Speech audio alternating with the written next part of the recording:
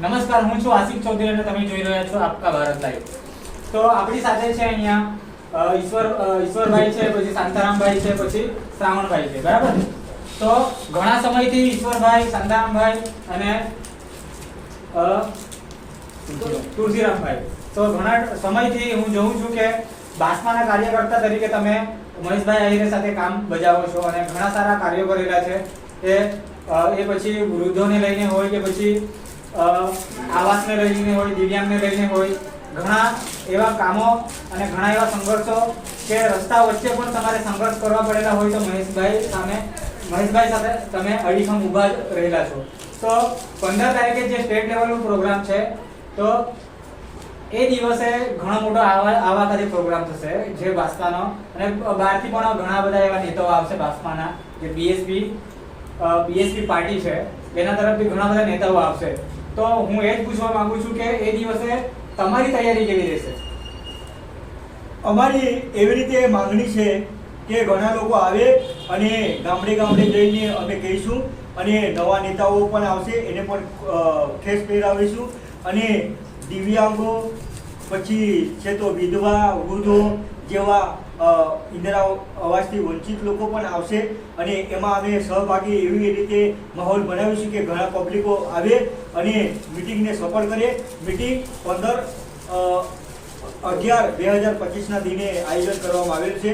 અમે ધારીએ તો ઘણા લોકો અમને જાણકાર થયા છે અને બહુજન સમાજ પાર્ટીને ઓળખતા થયા છે, એટલે ઘણા લોકો આવવાના છે અને માહોલ તાજો થશે અને તગડો થશે અને આવનારા સ્ટેટ લેવલના જે સાહેબો છે એ પણ ખુશ થઈ જશે કે હકીકતમાં આપણી બીએસપી પાર્ટી ડાંગ જિલ્લાની અંદર ઘણું પ્રગતિશીલ છે અને એ હિતમાં અમે મહેશભાઈ આહિરેને અમે મદદરૂપ થઈશું અને ઘણા લોકોને લાવીશું। એ અમારી લાગણી અને માગણી છે કે હકીકતમાં અમે ઘણા લોકોને ઉશ્કેરવાનું એવું નથી, પણ હકીકતમાં સમજદારીથી એમનો ઉપયોગ કરીને અમે અહીંયા મિટિંગમાં લાવીશું।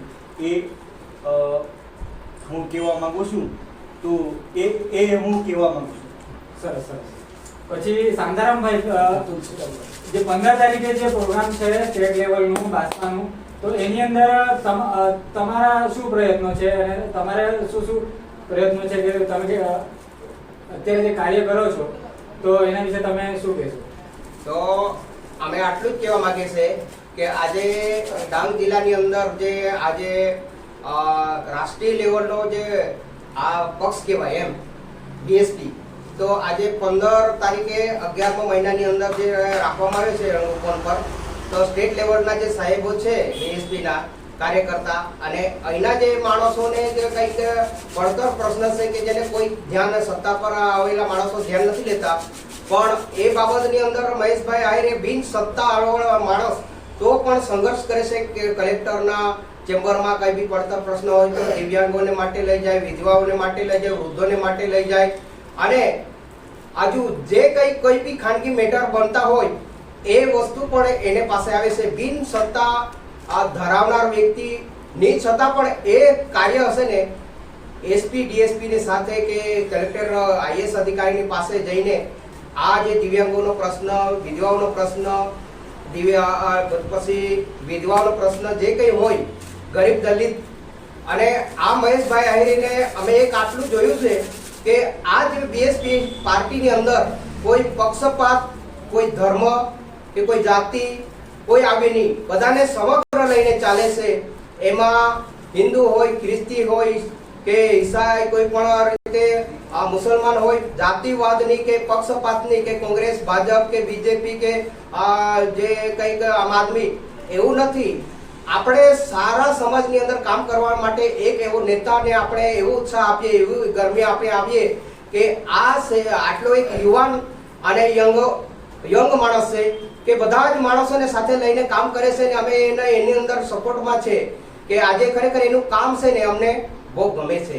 અને જે વંચિત માણસો છે કે જે આજે ભણીને ગ્રેજ્યુએટ માણસોને આજે કોઈ પણ ફેક્ટરીમાં કામ કરે છે, બિચારા ગધા મજૂરી કરે છે, એના માટે પણ એ વારે સંઘર્ષ કરે છે, રેલીઓ કાઢે છે અને એની અંદર જે મુદ્દાઓ ઉઠાવે છે એ મુદ્દા જે ડાંગના 311 ગામડાના જે માણસો છે, કેટલા ભણેલા ગ્રેજ્યુએટ છોકરા છોકરીઓ, આજે એ માણસોને એક પહેલે ધોરણથી તો આજે એની લેવલ પર જે નોકરીના લેવલ પર લઈ જતા 17 લાખનો ખર્ચો થાય, પણ આજે એનું કોઈ ધ્યાન નથી લેતા.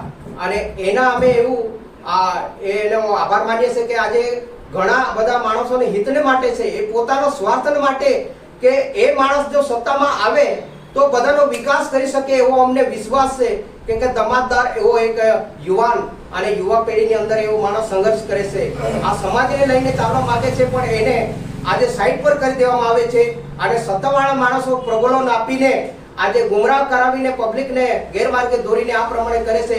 અને ડાંગના કોઈ પણ વિકાસના કાર્ય એ બતાવે છે પેપરમાં, પણ જ્યારે શૂન્ય છે.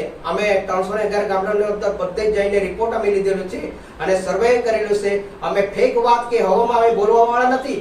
અમે સચોટ અને હરેક કાર્યની અંદર મુદ્દા સહિત અમે કામ કરીએ છીએ.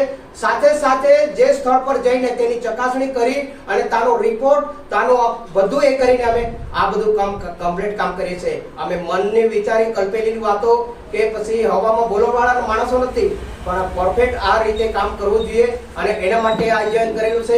એ સફળ બનશે એવી હું અપેક્ષા રાખું છું. જય હિન્દ, જય ભીમ, જય ભારત. ખૂબ સરસ શાંતારામભાઈ જે રીતે વાત કરી, તુલસીરામભાઈ જે રીતે વાત કરી